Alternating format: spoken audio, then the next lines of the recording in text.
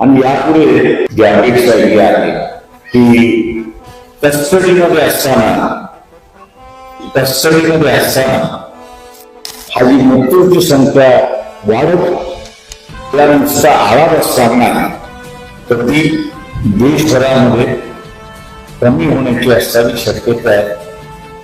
एका सोमनाथ सूर्यवंशीच्या याच्यामध्ये जी एक व्यवस्था आपण करून घेतली आणि पुढच्या तारखेला स्वतःच कोर्टाने असं सांगितलं की आम्ही असं एक नियमावली त्या ठिकाणी करणार आहोत. ही नियमावली देशभर लागू होईल.